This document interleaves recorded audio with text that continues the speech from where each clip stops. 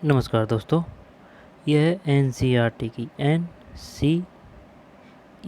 की कक्षा 7 की नहीं 7 की नहीं है, 6 की है। कक्षा 6 की पॉलिटिकल की पाठ्य पुस्तक है। शानदार बुक है, ऑथेंटिक बुक है। और जो परीक्षा की दृष्टि से इम्पोर्टेंट फैक्ट व तथ्य मिलेंगे उनको बार बार यहाँ पर अच्छी तरह से याद कर लेंगे, जिससे कि एग्ज़ाम में क्वेश्चन गलत ना हो। और ये वीडियो सभी एग्ज़ामों के लिए इम्पोर्टेंट है, क्योंकि ऑथेंटिक बुक होती है वो सबसे बेस्ट होती है और उपयोगी और वे महत्वपूर्ण होती है। ठीक है ना।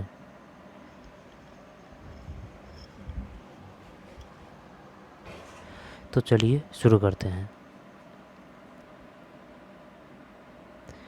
नगर प्रशासन। ठीक है ना, नगर प्रशासन। एक गांव के मुकाबले नगर प्रशासन एक गांव के मुकाबले शहर ज़्यादा बड़ा और अधिक फैला हुआ होता है। शहर की गलियां ज़्यादा चौड़ी होती है।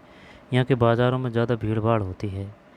पानी और बिजली की सुविधाएं होती है। अस्पताल होते हैं। यहाँ बहुत ज़्यादा वाहन होते हैं और यातायात को नियंत्रित करना पड़ता है। क्या आपने कभी सोचा है कि यह सब इतने सुचारू रूप से कैसे चलता है? कौन सी संस्था इन सब के लिए जिम्मेदार होती है?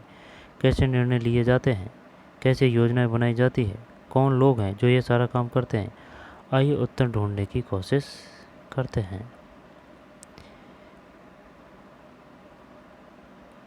सब इतने सुचारू रूप से कैसे चलता है? कौन सी संस्था इन सब के लिए जिम्मेदार होती है? कैसे निर्णय लिए जाते हैं? कैसे योजनाएं बनाई जाती है? कौन लोग हैं जो ये सारा काम करते हैं? आइए उत्तर ढूंढने की कोशिश करते हैं। नगर प्रशासन।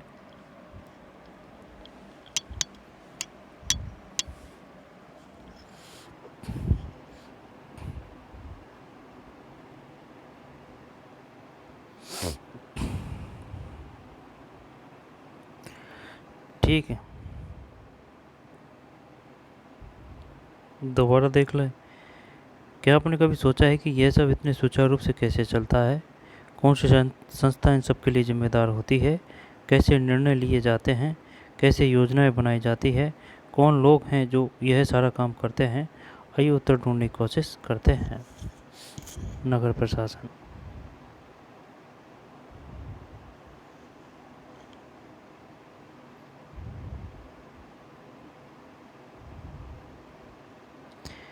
इतवार की एक अलसाई हुई दोपहर थी। बात है रविवार की। इतवार की एक अलसाई हुई दोपहर थी। अलसाई हुई जब माला और उसके साथी शंकर जहांगीर और रेहाना गली में क्रिकेट खेल रहे थे। शंकर ने बड़ा अच्छा ओवर फेंका था और रेहाना आउट होते होते बची थी। रेहाना के आउट न होने से शंकर हताश हो रहा था, इसलिए उसने इस उम्मीद से कि वह कैच आउट हो जाएगी एक शॉर्ट बॉल फेंकी थी। हुआ उल्टा ही। रेहाना ने इतनी तेजी से बल्ला घुमाया कि गेंद ऊपर गई और गली की ट्यूबलाइट टूट गई। रेहाना चिल्लाई, अरे यह मैंने क्या कर दिया? तो शंकर सपाक से बोला, अरे हम यह नियम बनाना भूल गए कि अगर तुम्हारी गेंद से गली की ट्यूबलाइट टूट जाएगी तो तुम आउट मान जाओगी। तीनों ने ही तब शंकर को विकेट की चिंता छोड़ने के लिए कहा, क्योंकि जो हुआ वे उस बारे में ज़्यादा चिंतित और परेशान हो रहे थे। पिछले हफ्ते उसने निर्मला मौसी की खिड़की टूट गई थी, जिसको बदलने के लिए उसने जेब खर्चे से पैसे देने पड़े थे। क्या अब दोबारा जेब खर्चे में से पैसे देने पड़ेंगे? और ये पैसे देंगे किसको? गली की ट्यूबलाइट बदलता कौन है? माला का घर सबके पास है। चारों भागकर माला के घर गए। उसकी माँ को सब कुछ बता दिया। सारी बात सुनकर माला की माँ ने कहा कि उन्हें इस बारे में कुछ खास तो पता नहीं, बस यही मालूम है कि यह नगर निगम की जिम्मेदारी होती है। उन्होंने सुझाया, यास्मीन खाला से पूछना चाहिए कि वे हाल में नगर निगम से सेवानिवृत्त हुई है। जाओ उनसे पूछ लो। और माला, तुम जल्दी घर वापस आना। यास्मीन खाला उसी गली में रहती थी और माला की माँ से उनकी बहुत अच्छी दोस्ती भी थी। चारों दौड़कर खाला के घर पहुंचे और जैसे ही उन्होंने दरवाज़ा खोला वे एक साथ पूरा किस्सा सुनाने लगे। उनका सवाल सुनकर यास्मीन खाला बड़े जोर से हंस पड़ी और बोली, कोई एक व्यक्ति नहीं है जिसको तुम पैसा दे सकते हो। एक बहुत बड़ी संस्था होती है जिसको नगर निगम कहते हैं। यह सड़कों पर रोशनी की व्यवस्था, रोशनी, कूड़ा इकट्ठा करने की, पानी की सुविधा उपलब्ध कराने और सड़कों में बाजारों की सफाई का काम करती है। माला बोली, हाँ हाँ, मैंने नगर निगम के बारे में सुना है। मैंने शहर में बोर्ड देखे हैं जो नगर निगम द्वारा लोगों को मलेरिया के बारे में बताने के लिए लगाए जाते हैं। खाला बोली, तुम बिल्कुल सही कह रही हो। नगर निगम का काम यह सुनिश्चित करना भी है कि शहर में बीमारियां न फैलें। यह स्कूल स्थापित करता है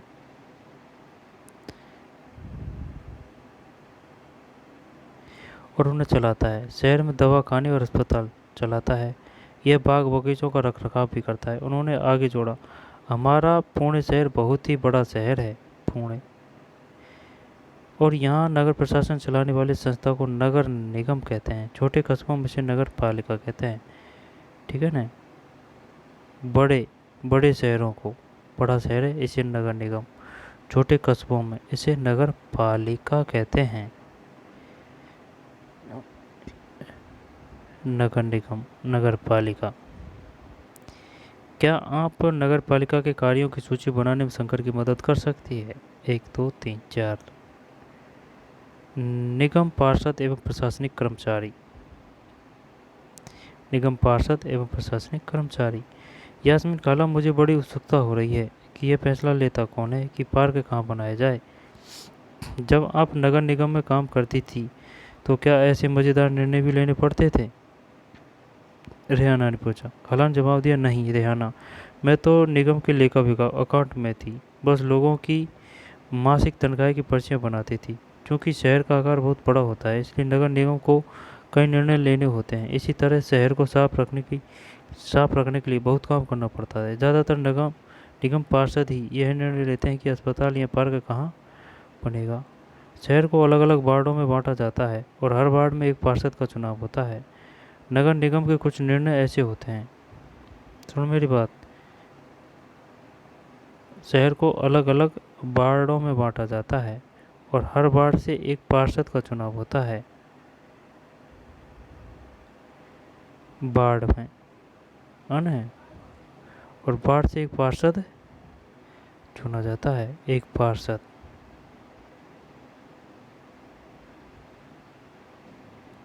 एक पार्षद चुनाव होता है। नगर निगम के कुछ निर्णय ऐसे होते हैं जो सारे शहर को प्रभावित करते हैं। ऐसे जटिल निर्णय पार्षदों के समूह द्वारा लिए जाते हैं। कुछ पार्षद मिलकर समितियां बनाते हैं जो विभिन्न मुद्दों पर विचार विमर्श करके निर्णय लेती है। दोबारा देख लें। शहर को अलग अलग वार्डों में बांटा जाता है और हर वार्ड में एक पार्षद का चुनाव होता है। नगर निगम के कुछ निर्णय ऐसे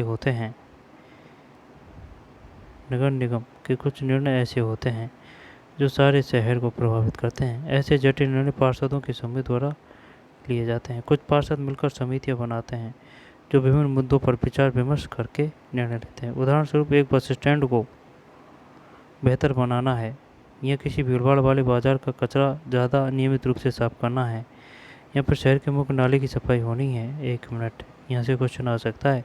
बताइए निम्नलिखित में से कौन से कार्य नगर निगम के हैं? शहर को अलग अलग वार्डों में बांटा जाता है और हर वार्ड में एक पार्षद का चुनाव होता है। ये क्वेश्चन आ चुका है। पार्षद किसे कहते हैं? पार्षद होते हैं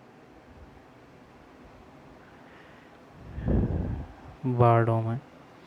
नगर निगम के कुछ निर्णय ऐसे होते हैं जो सारे शहर को प्रभावित करते हैं। ऐसे जटिल निर्णय पार्षदों के समूह द्वारा लिए जाते हैं।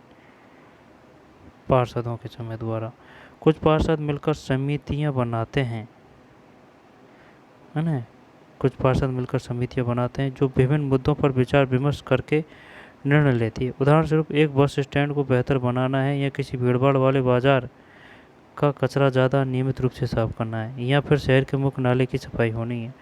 पार्षदों की समितियां ही पानी, कचरा जमा करने और सड़कों पर रोशनी आदि की व्यवस्था करती है। पार्षदों की समितियां। जब एक वार्ड के अंदर की समस्या होती है तो वार्ड के लोग पार्षद से संपर्क कर सकते हैं। उदाहरण के लिए, अगर बिजली के खतरनाक तार लटक कर नीचे आ जाएं, तो स्थानीय पार्षद बिजली विभाग के अधिकारियों से बात करने में मदद कर सकते हैं। जहां पार्षदों की समितियां एवं पार्षद विभिन्न मुद्दों पर निर्णय लेने का काम करते हैं। पार्षदों की समितियां एवं पार्षद करते हैं, वहीं उन्हें लागू करने का काम आयुक्त, कमिश्नर और प्रशासनिक कर्मचारी करते हैं। आयुक्त और प्रशासनिक कर्मचारी की सरकार द्वारा नियुक्ति की जाती है, जबकि पार्षद निर्वाचित होते हैं। आयुक्त और प्रशासनिक कर्मचारियों की सरकार द्वारा नियुक्ति की जाती है। आयुक्त और प्रशासनिक कर्मचारियों की सरकार द्वारा नियुक्ति की जाती है।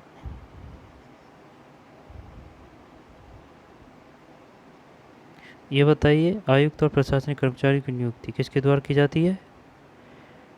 सरकार द्वारा। दोबारा देख लें। जहाँ पार्षदों की समितियाँ एवं पार्षद विभिन्न मुद्दों पर निर्णय लेने का काम करते हैं, वहीं उन्हें लागू करने का काम आयुक्त, कमिश्नर और प्रशासनिक कर्मचारी करते हैं। आयुक्त और प्रशासनिक कर्मचारियों की सरकार द्वारा नियुक्ति की जाती है, जबकि पार्षद निर्वाचित होते हैं। तो नगर निगम में ये निर्णय लिए कैसे जाते हैं? रेहान ने पूछा। वह कभी सोचना बंद ही नहीं करती। बच्चों के सवालों से खुश होते हुए यास्मीन खाला ने जवाब दिया। सारे वार्डों के पार्षद मिलते हैं और सबकी सम्मिलित राय से एक बजट बनाया जाता है। उसी बजट के अनुसार पैसा खर्च किया जाता है।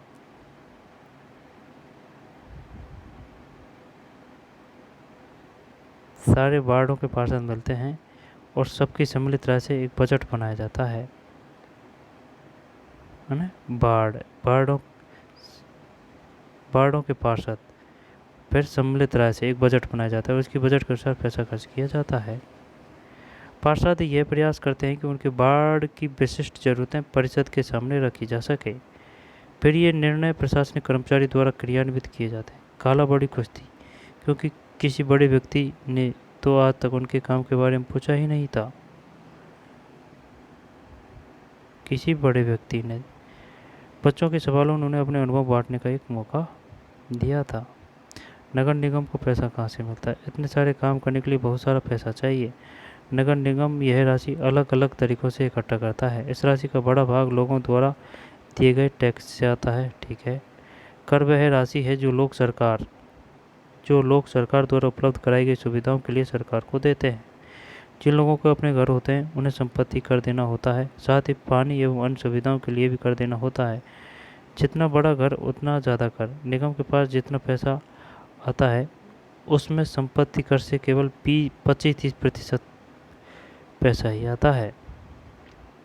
संपत्ति कर से 25-30% पैसा ही आता है। शिक्षा पर भी कर लगता है। अगर आप किसी दुकान या होटल के मालिक हैं तो उस पर भी कर देना पड़ता है। अगली बार जब आप सिनेमा देखने जाइएगा तो टिकट पर ध्यान से देखिएगा, हमें मनोरंजन के लिए भी कर देना पड़ता है। इस तरह अमीर लोग संपत्ति कर देते हैं, वहीं जनसंख्या का एक बड़ा हिस्सा सामान्य तरह के कर अधिक देता है। इस तरह अमीर लोग संपत्ति कर देते हैं, वहीं जनसंख्या का एक बड़ा हिस्सा सामान्य तरह के कर अधिक देता है।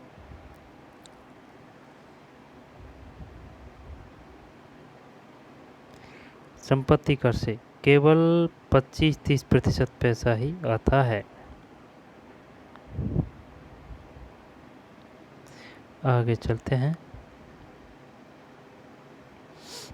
शंकर ने बड़ी उत्सुकता से पूछा, अपना शहर तो इतना बड़ा है, इसकी देखभाल के लिए बहुत लोगों की ज़रूरत पड़ती होगी। खाला, तब तो नगर निगम में ढेर सारे लोग काम करते होंगे। वह अब तक क्रिकेट के मैच और अपने अधूरे ओवर की बात बिल्कुल भूल चुका था। दरअसल शहर में काम को अलग अलग विभागों में बांट देते हैं। जैसे जल विभाग होता है, कचरा जमा करने का विभाग, उद्यानों की देखभाल का विभाग, सड़क व्यवस्था का विभाग इत्यादि। मैं नगर निगम के सिपाही विभाग में थी, उसी के लेखा विभाग में हिसाब किताब का काम करती थी। खाला बड़े इत्मीनान से बता रही थी। फिर बच्चों के खाने के लिए रसोई से कबाब लाने चल पड़ी। जहांगीर ने रसोई में खड़े खड़े तेजी से अपने कबाब खा लिए। फिर ऊंची आवाज़ में वहीं से बोला, यास्मीन खाला, नगर निगम जिस कूड़े कचरे को इकट्ठा करता है वह चाहता कहाँ है? बाकी बच्चे अभी कबाब खा ही रहे थे। यास्मीन खाला ने बताना शुरू किया। इस सवाल का जवाब बड़ा मज़ेदार है। जैसा कि तुम जानते हो, कचरा लगभग हर गली में ही फैला रहता है। पहले हमारे पड़ोस का भी यही हाल था। चारों तरफ कूड़ा फैला रहता था। अगर कूड़े को इकट्ठा करके हटाया न जाए तो मक्खियाँ बनाती रहती है और आसपास कुत्तों चूहों का जमाव बड़ा हो जाता है। लोग इसकी बदबू से बीमार भी पड़ जाते हैं। एक और बुरी बात यह भी कि बच्चों ने गली में क्रिकेट खेलना छोड़ दिया था, क्योंकि उनके घर वालों को यही डर लग रहा था कि गली में अधिक समय रहने से बच्चे बीमार न पड़ जाएं। लोगों का विरोध। यास्मीन खाला ने अपनी बात जारी रखी। मोहल्ले की औरतें इन सबसे बड़ी नाराज थी। वे सलाह लेने मेरे पास भी आई। मैंने उन्हें कहा कि मैं विभाग के किसी अधिकारी से इस मामले में बात करने की कोशिश करूंगी, मगर मैं भी निश्चित तौर पर यह बात नहीं कह सकती थी कि इसमें कितना समय लगेगा। इस पर गंगाबाई ने बताया कि हम अपने वार्ड के पार्षद के पास इस समस्या को लेकर जाना चाहिए। वार्ड के पार्षद के पास? आखिर वोट देकर उसे हमने चुना है, उसके सामने हमें विरोध प्रदर्शन करना चाहिए। गंगाबाई ने महिलाओं के एक छोटे समूह को इकट्ठा किया और पार्षद के घर पहुंच गई। सभी औरतें घर के सामने जाकर नारे लगाने लगी। तब पार्षद घर के बाहर निकले और उन्होंने उनकी समस्या के बारे में पूछा। गंगाबाई ने अपने मोहल्ले की खराब हालत बयान की। पार्षद ने उन महिलाओं से वादा किया कि वे अगले दिन उनके साथ आयुक्त से मिलने जाएंगे। साथ ही उन्होंने गंगाबाई को मोहल्ले के सारे वयस्कों से एक अर्जी पर दस्तखत करवाने के लिए कहा।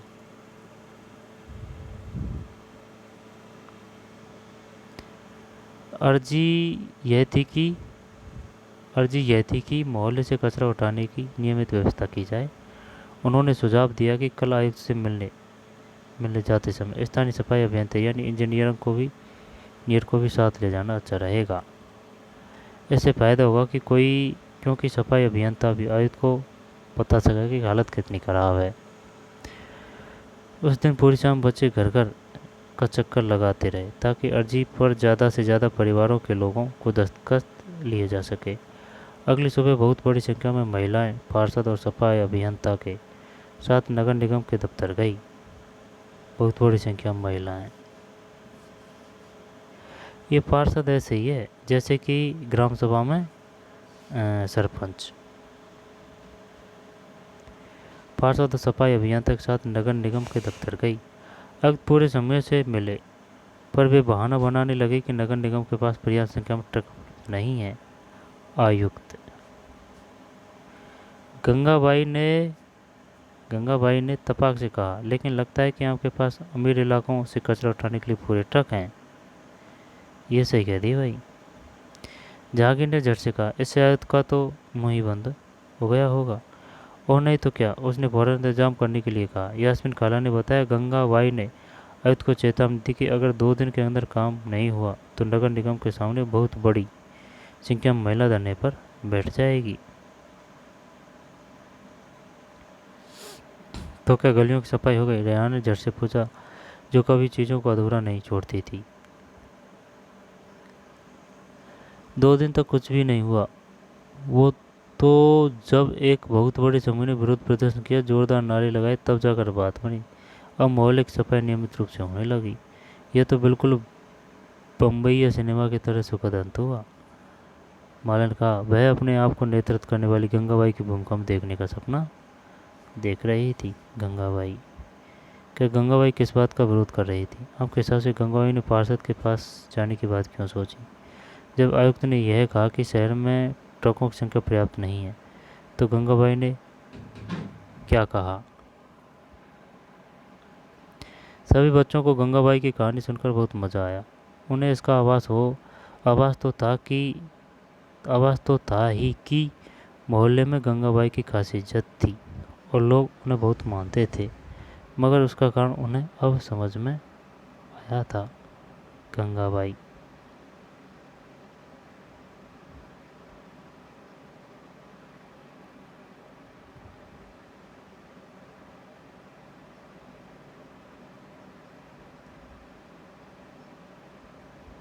इसको बाद में पढ़ेंगे यहाँ से, है ना। पहले कुछ रहा है उसको देख लेते हैं। खाला के सेवानिवृत्त होने के बाद से क्या क्या बदला है? यास्मीन खाला ने बच्चों को जो नहीं बताया वह यह है कि हाल के समय में पैसा बचाने के लिए कई नगर निगमों ने कचरा उठाने और उसे ठिकाने लगाने के लिए निजी ठेकेदार रख लिए हैं। निजी ठेकेदार, इसको निजीकरण कहते हैं। ये गलत है भाई। इसका मतलब है कि जो काम पहले सरकारी कर्मचारी करते थे वे काम अब निजी कंपनियां करती है। निजी ठेकेदार जिन मजदूरों को कचरा जमा करने और उठाने के काम पर लगाते हैं उन्हें बहुत कम पैसा देते हैं। उन मजदूरों की नौकरी अस्थायी होती है। कचरा उठाने का काम काफ़ी खतरनाक भी होता है। अक्सर उनके पास अपनी सुरक्षा के साधन नहीं होते। अगर काम करते हुए भी घायल हो जाएं तो उनकी देखभाल करने वाला कोई नहीं।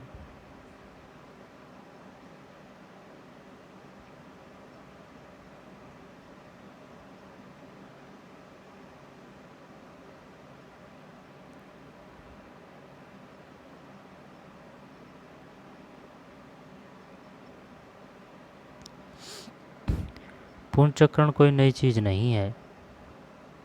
पुनर्चक्रण तस्वीर में दिख रहे व्यक्ति की तरह कई लोग बड़े लंबे समय से कागज़, कांच, प्लास्टिक और धातु का पुनर्चक्रण कर रहे हैं। घरेलू प्लास्टिक के पुनर्चक्रण में कबाड़ी वाला एक मुख्य भूमिका निभाता है। घरेलू प्लास्टिक के पुनर्चक्रण में कबाड़ी वाला एक मुख्य भूमिका निभाता है। कबाड़ी वाला है भाई ये। किस में मुख्य भूमिका निभाता है? पुनर्चक्रण में। पुनर्चक्रण में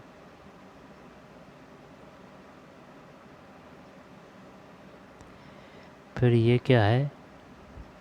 ये तो पढ़ लिया अपन ने। इसके बाद में ये नहीं पढ़ा भाई।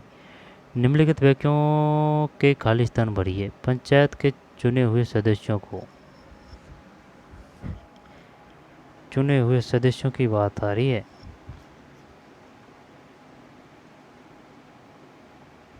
सरपंच,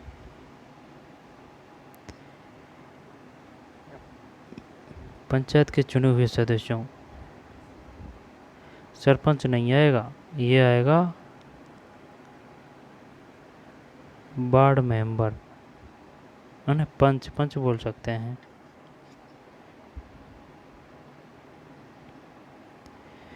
पंचायत के चुने हुए सदस्यों को,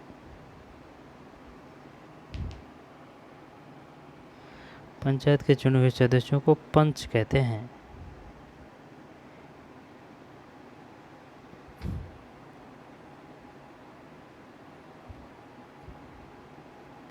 पंचायत के चुने हुए सदस्यों को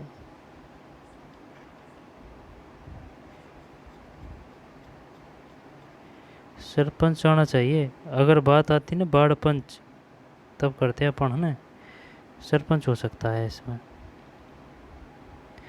भाई एक गांव होता है, वो वार्डों में बटा होता है, और वार्ड से जो चुन के जाते हैं उनको क्या बोलते हैं? उनको पंच बोलते हैं। और फिर ये पंच मिलके चुनते हैं किसको? सरपंच को। नहीं नहीं,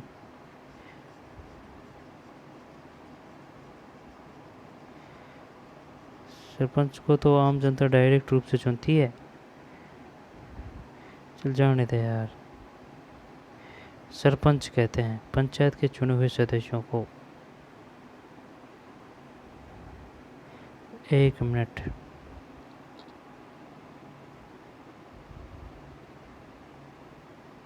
बात नगर की आ रही है।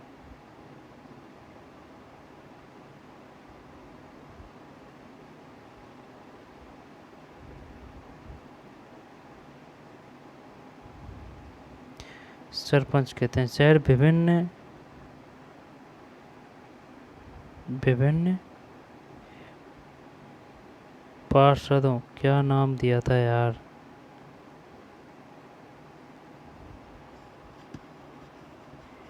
पार्षदों में बटा हुआ होता है।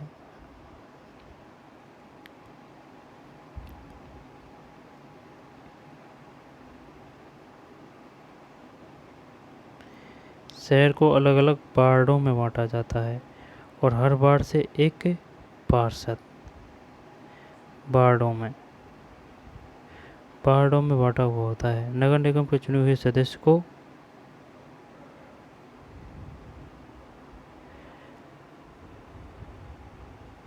नगर निगम के चुने हुए सदस्यों को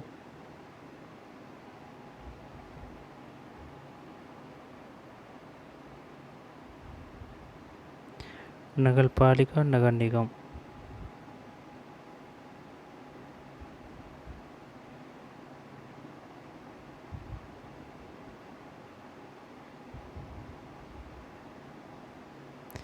स्थानीय पार्षद बिजली विभाग के अधिकारियों से बात करने में मदद कर सकते हैं।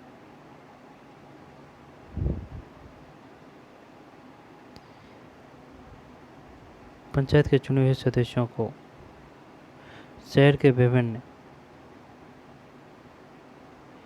वार्डों में बांटा हुआ होता है। नगर निगम के चुने हुए सदस्यों को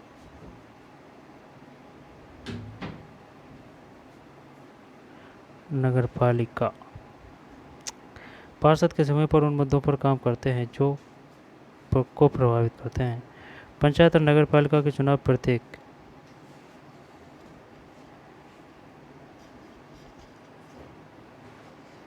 5 वर्ष में होते हैं।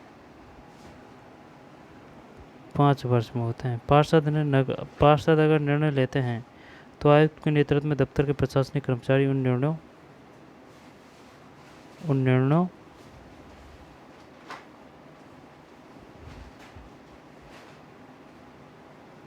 खालिस्तान आयुक्त के नेतृत्व में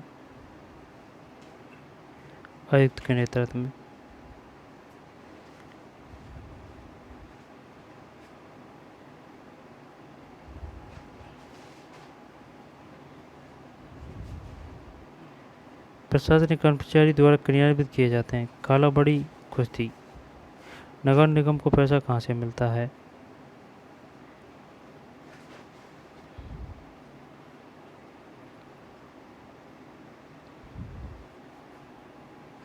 उस दिन पूरी शाम बच्चे घर घर का चक्कर लगाते रहे ताकि अर्जी पर ज़्यादा से ज़्यादा परिवारों के लोगों के दस्तखत किए जा सके। अगली सुबह बहुत बड़ी संख्या में महिलाएं पार्षद और सफाई अभियंता के साथ नगर निगम के दफ्तर गई। आयुक्त पूरे समूह से मिले पर वे बहाना बनाने लगे कि नगर निगम के पास पर्याप्त संख्या में ट्रक उपलब्ध नहीं है। काला की सेवानिवृत्त होने के बाद क्या क्या बदला? देखभाल करने वाला कोई नहीं।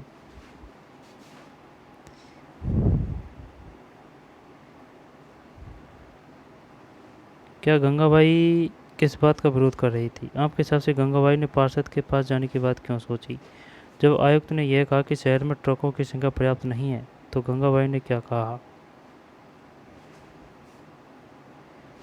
1994 में सूरत शहर में भयंकर प्लेग फैला था।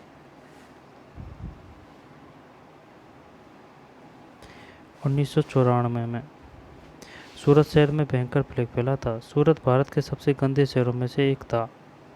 1994 में सूरत में प्लेग कब फैला था? 1994 में। सूरत भारत में सबसे गंदे शहरों में से एक था। लोग घरों का और होटलों का भी कूड़ा कचरा पास की नाली में या सड़क पर ही फेंक देते थे। इससे सफाई कर्मचारियों को कूड़ा कचरा उठाने तथा उसे ठिकाने लगाने में काफ़ी मुश्किल होती थी। ऊपर से नगर निगम अपना काम नियमित रूप से नहीं कर रही थी, जिससे स्थिति और भी बदतर हो गई थी। प्लेग 1994 में सूरत शहर में नालों में या सड़क पर ही फेंक देते थे। इससे सफाई कर्मचारियों को कूड़ा कचरा उठाने तथा उसे ठिकाने लगाने में काफ़ी मुश्किल होती थी।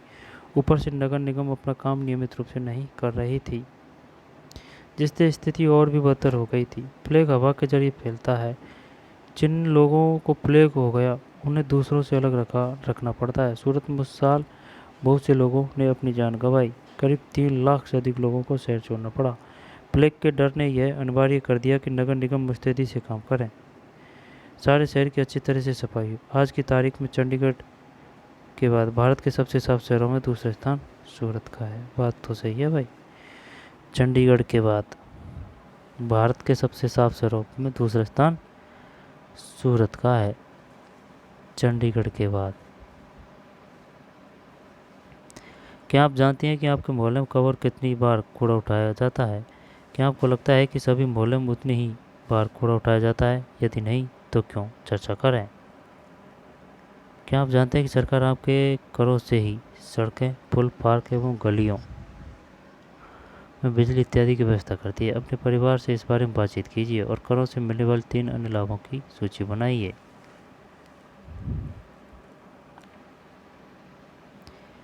बच्चे यास्मीन खाला के घर पर क्यों गए? नगर निगम के कार्य शहर के निवासियों के जीवन को किस तरह प्रभावित करते हैं, ऐसे 4 तरीकों के बारे में लिखिए। नगर निगम पार्षद कौन होता है? गंगाबाई ने क्या किया और क्यों? नगर निगम अपने काम के लिए धन कहाँ से प्राप्त करता है? चर्चा कीजिए। नीचे दिए गए चित्र में कूड़ा इकट्ठा करने एवं उसको ठिकाने लगाने की विभिन्न विधियों को देखें। प्लास्टिक को ले रहे हैं।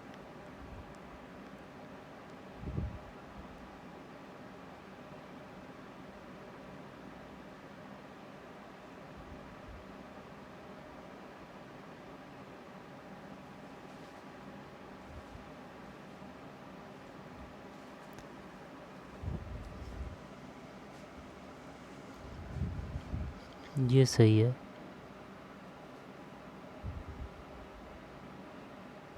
अलग अलग है, गीला अलग में, सूखा अलग में, ऐसे है।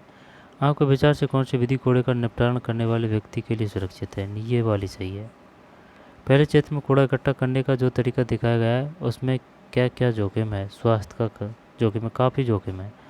आप क्या सोचती हैं कि जो लोग नगर निगम में काम करते हैं उनके पास अपने कूड़े के निपटारण की व्यवस्थित सुविधा क्यों नहीं है? कूड़े के निपटारण की व्यवस्थित सुविधाएं क्यों नहीं है? शहर में बहुत सारे लोग घरेलू नौकरों की तरह काम करते हैं और दूसरों के घरों को साफ रखते हैं। उसी तरह बहुत से लोग नगर निगम के लिए काम करते हैं और शहर को साफ सुथरा रखते हैं। इसके बावजूद जिन व्यक्तियों में वे रहते हैं वहाँ काफ़ी गंदगी होती है। इस कारण यह है कि इन बस्तियों में पानी एवं सफाई की सुविधा विरले ही होती है। शहर में नगर निगम इसके लिए अक्सर बस्ती वासियों को ही दोषी ठहराती है। जिस ज़मीन पर वे गरीब लोग अपना मकान बनाते हैं वह उनकी नहीं होती और न ही वे सरकार को कोई कर देते हैं।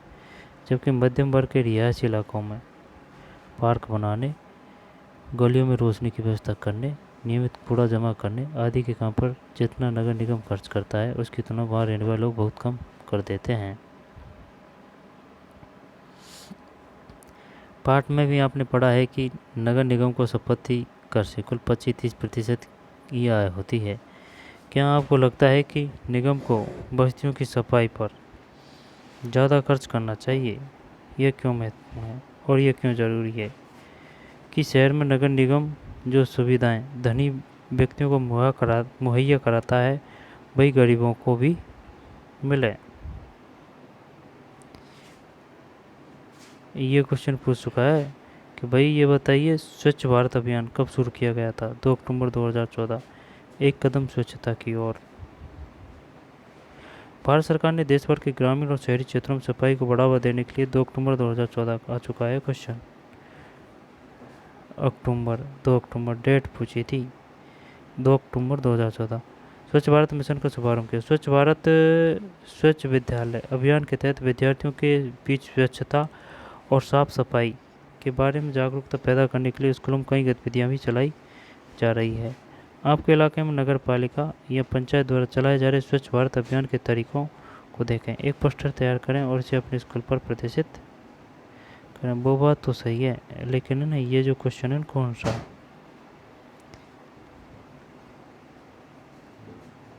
ये वाला देख।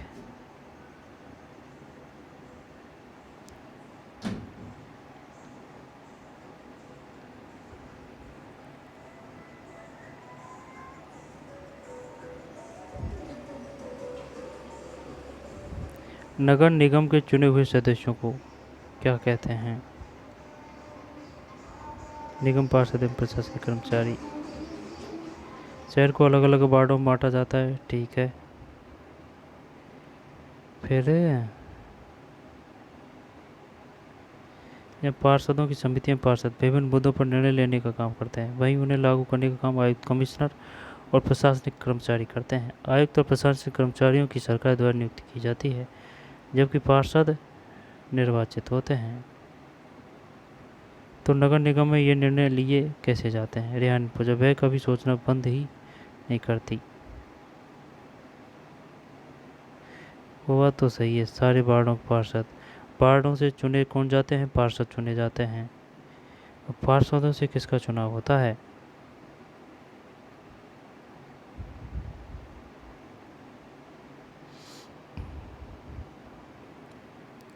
पार्षदों से।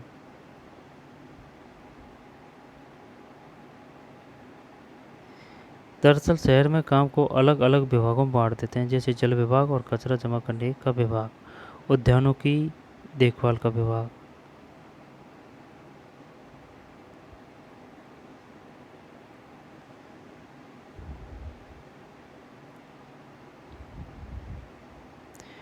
कोई दिक्कत नहीं है, ये पार्ट था भाई, ये पार्ट था नगर प्रशासन। ठीक, नगर प्रशासन।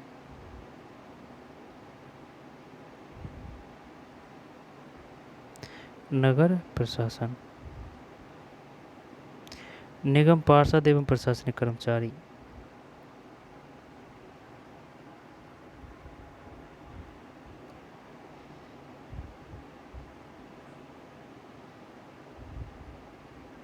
कुछ पार्षद मिलकर समितियां बनाते हैं। पार्षदों की समितियां ही पानी, कचरा जमा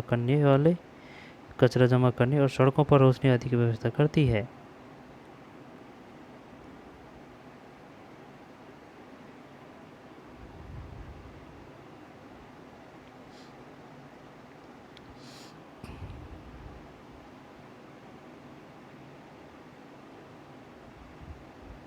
शिक्षा पर भी कर लगता है।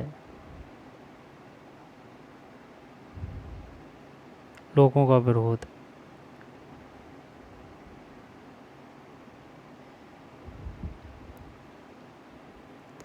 क्या क्या बदला है। सभी बच्चों को गंगाबाई की कहानी सुनकर बहुत मज़ा आया।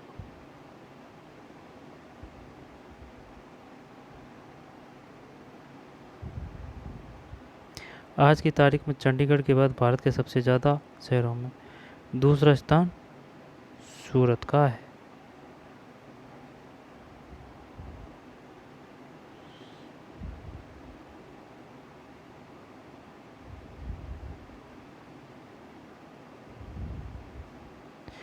ये देते कहाँ हैं नगर निगम वाले। NDMC, NDTA,